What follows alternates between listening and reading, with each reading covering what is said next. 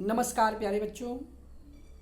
आज हम सब मिलकर के प्रसिद्ध कश्मीरी कवि लल्लेश्वरी जी के द्वारा रचित या ललद्दत जी के द्वारा रचित वाक नामक इस कविता का सारांश पढ़ेंगे।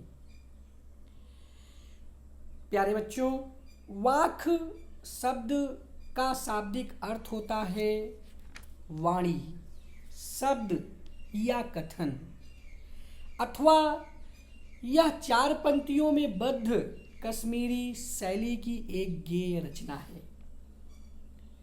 इसके रचनाकार कवित्री लल्लेश्वरी जी ने अपनी निराशा से उत्पन्न पीड़ा का इसमें बोध कराया है। लल्लेश्वरी जी कहती हैं कि मनुष्य का जीवन कच्ची मिट्टी के समान है।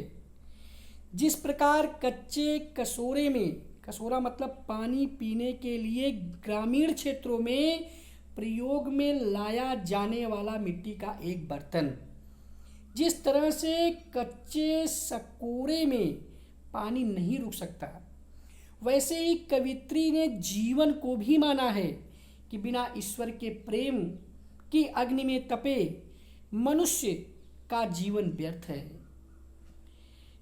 लल्लेश्वरी जी अपने को कच्चे धागे की रस्सी बताकर ईश्वर से यह आशा करती हैं कि कभी ना कभी उनकी पुकार को ईश्वर जरूर सुनेंगे और जन्म और मृत्यु का जो यह आवागमन का चक्कर है, इस चक्कर से उन्हें मुक्ति मिलेगी।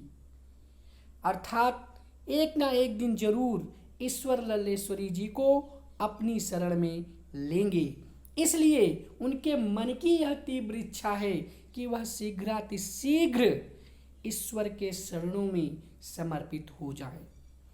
कवित्री ने ईश्वर प्रेम को पाने की आतुरता को भी व्यक्त किया है,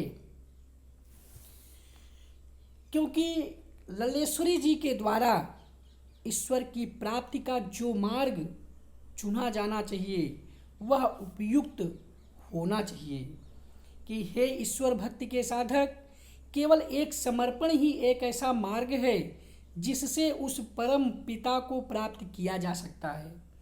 उसकी दी हुई जिंदगी तो सोच विचार और हठयोग साधना में बीत गई है।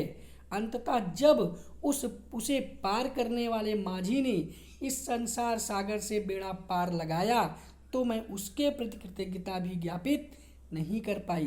कहने का तात्पर्य यह है कि मनुष्य दुनिया के सरोकारों में फंस जाता है, माया मोह के बंधन में फंस जाता है, वह अपने लक्ष्य को भूल जाता है और समय बीत जाने पर जीवन के अंतिम क्षण में जब उसे अपने जीवन की व्यर्थता का बोध होता है, तब कुछ भी करने में असमर्थता के कारण उसे बड़ी पीड़ा होती है।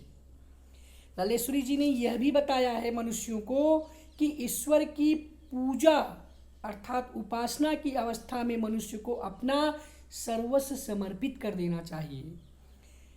जैसे वस्तुतः ईश्वर की कृपा और उनका अनुग्रह सब पर समान रूप से होता है, लेकिन मनुष्य जब ईश्वर की अखंड सत्ता में भेद उत्पन्न करके उसे टुकड़ों में बांटकर देखता है तो वह अपने व्यक्तित्व और अपनी मान्यताओं को श्रेष्ठ और दूसरों को स्वयं से नीचा समझने लगता है। इसलिए कवित्री मनुष्य को श्रेष्ठता के अहंकार से बचाते हुए अपने आत्मा और अंतःकरण के विकास की सलाह देते हुए कहती हैं।